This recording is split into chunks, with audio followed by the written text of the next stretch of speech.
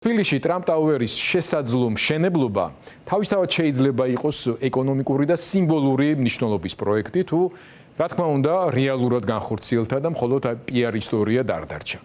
დასავლური ბრენდების შემოსვლა, ინვესტიციები, ახალი პროექტები, ეს ყველაფერი ეკოლოგიური, ურბანული და ქალაქმშენებლობითი სპეციფიკის გათვალისწინებით საქართველოსთვის ცუდი არ არის.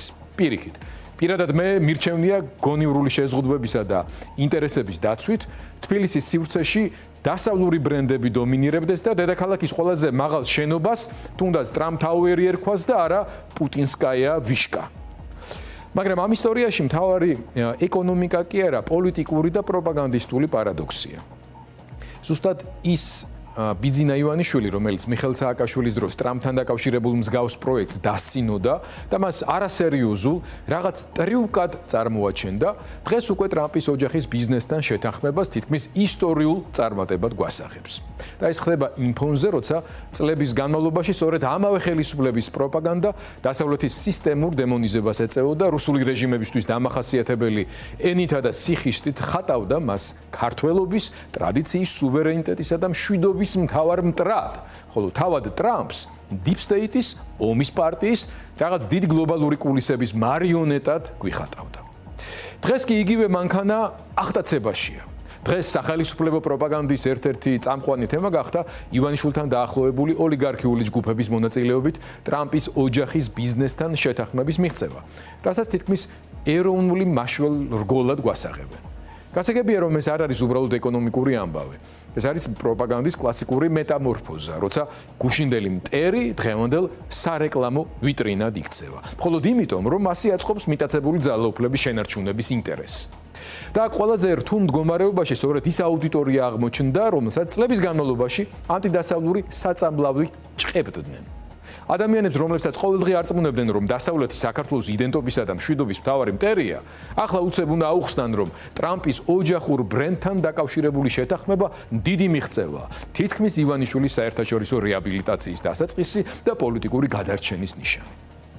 ანუ იმავე საზოგადოებას, რომელსაც გუშინ დასავლეთის შიში ასწავლეს, დღეს დასავლურ ბრენდზე აღფრთოვანებას ავალებენ. ეს მხოლოდ უხერხულობა აღარ არის. ეს საკუთარი პროპაგანდის შიგნიდან ჩამოშლა. ამ ინფორმაციას ხადია თავისი მკაფიო პროპაგანდისტული ფასიც აქვს. მით უფრო იმ ვითარებაში, როცა დასავლეთთან უკიდურესი კონფრონტაციის ფაზაში შესული ივანიშვილისა და ოცნების მიმართ დროებითი ბუნდოვანების შექმნა მათთვის სასიცოცხლოდ მნიშვნელოვანია.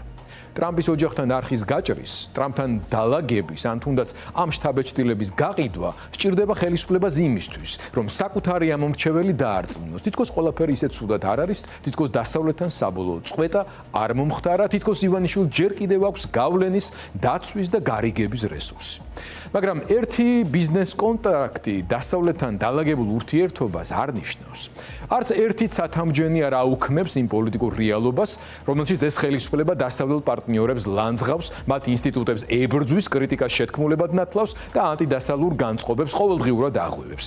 ამიტომ მთავარი კითხვა აქ შენობის სიმაღლე კი არაა. მთავარი კითხვა ეს არის რეალური საინვესტიციო და ურბანული პროექტი თუ მორიგი საინფორმაციო ოპერაცია, რომლის მიზანიც არის არა თბილისის განვითარება, არამედ ივანიშვილის რეჟიმისთვის დროებითი პოლიტიკური ჟანგბადის მიწოდება.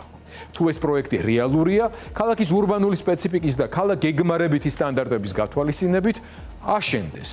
ამაში ცუდი ნამდვილად არაფერი იქნება. მაგრამ პრობლემა ის არის, რომ ხელისუფლება ისევ ცდილობს საზოგადოებას მიყიდოს არა რეალობა, არამედ კონიუნქტურული ილუზია.